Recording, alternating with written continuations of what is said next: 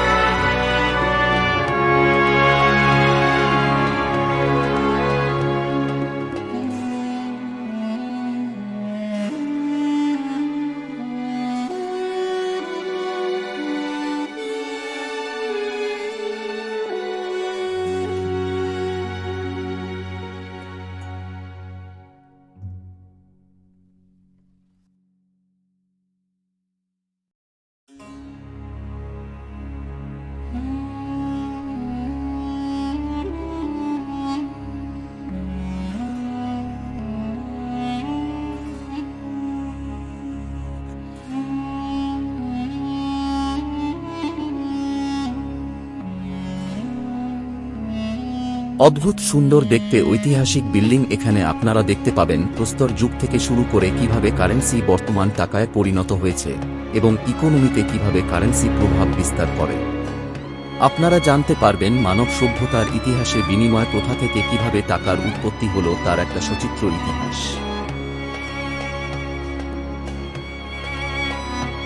এখানে যেগুলি দেখেছেন এগুলি হলো ফানি মানি, অর্থাৎ মানুষ আধুনিক মুদ্রার আকার দেওয়ার আগে বিভিন্ন ধরনের আকারের মুদ্রা ব্যবহার করত বিভিন্ন সময়ে, সেগুলি এখানে তুলে ধরা হয়েছে।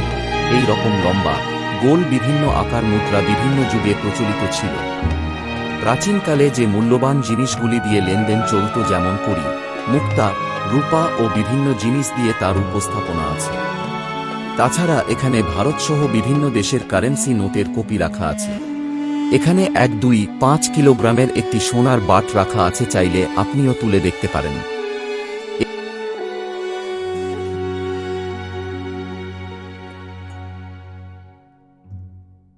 টাকা কিভাবে ভারতীয় অর্থনীতির অংশ হয়ে উঠল, সোনা ভারতের কিভাবে অর্থ ব্যবস্থাকে নিয়ন্ত্রণ করে। আমাদের অর্থনীতিতে গোল্ডের বড় ভূমিকা আছে।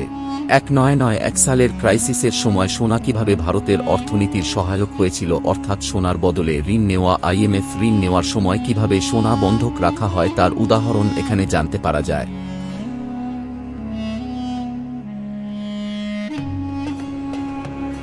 এখানে আছে বন্ড ছাপানো machine, note stitching machine, note punching machine, বাতিল নোটগুলি জ্বালানোর আগে যে মেশিনে পাঞ্চ করা হয়, স্ক্রাব করা হয়। তাছাড়াও ব্যাংক টাকসালে কত রকমের যন্ত্রপাতি এবং স্ট্যাম্প ব্যবহৃত হতো তাও দেখতে পাবেন।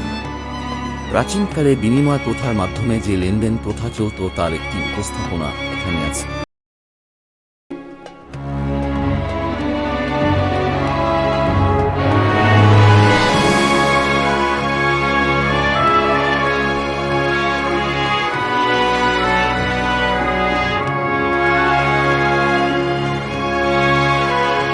এটি হল মুনিম কি বেদি।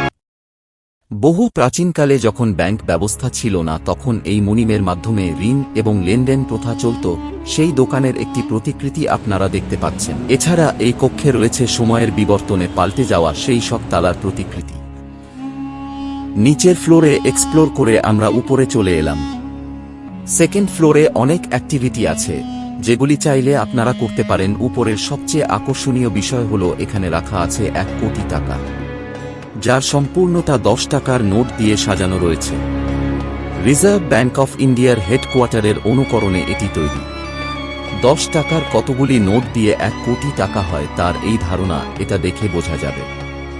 রিজার্ভ ব্যাংক কিভাবে বিদেশি মুদ্রা বিনিময় করে তার একটি সচিত্র মডেল রাখা আছে। তাছাড়া ভারতীয় সমাজ ব্যবস্থার উপর অর্থনীতির কি প্রভাব তার একটি তথ্যচিত্র দেওয়া আছে এখানে।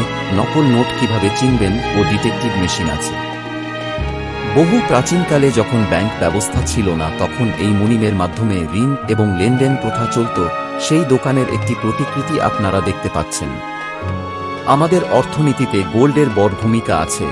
1991 সালের ক্রাইসিসের সময় সোনা কিভাবে ভারতের অর্থনীতির সহায়ক হয়েছিল, অর্থাৎ সোনার বদলে ঋণ নেওয়া। IMF ঋণ নেওয়ার সময় কিভাবে সোনা বন্ধক রাখা হয় তার উদাহরণ এখানে জানতে পারা যায়। ব্রিটিশরা কফি শপে বসে মুদ্রা সম্পর্কে আলোচনা করছেন, এমন একটি ছবি ও মডেল উপস্থাপন করা হয়েছে। কারেন্সি নোট থেকে ডিজিটাল যুগের নেট ব্যাংকিং, বিভিন্ন ইনফরমেশন আপনারা এখান থেকে পেয়ে যাবেন। RBI মিউজিয়াম এমন একটি মিউজিয়াম যা শেখার জন্য অতি প্রয়োজনীয় একটি সংগ্রহশালা। আমি অনুরোধ করব সকল ছাত্রছাত্রী এবং শিক্ষক শিক্ষিকারা RBI মিউজিয়ামে আসুন এবং দেখুন অর্থনীতিতে টাকা এবং টাকার বিবর্তনের ইতিহাস। এখানে এন্ট্রি ফি একেবারেই নেই, তবে কার্ড সঙ্গে আনতে হয়। যে কোনো স্কুল উদ্যোগ নিয়ে কমপক্ষে 2-5 জন ছাত্রছাত্রী নিয়ে এই মিউজিয়ামে গেলে, ওখানকার সেমিনার হলে ওদের গবেষকরা এই মিউজিয়ামের তথ্যগুলি তথ্যচিত্রের সাহায্যে এবং বিভিন্নভাবে বুঝিয়ে দেবেন, যা ছাত্রছাত্রীদের শেখার অত্যন্ত প্রয়োজনীয় একটি বিষয়। সকলকে ধন্যবাদ, নমস্কার।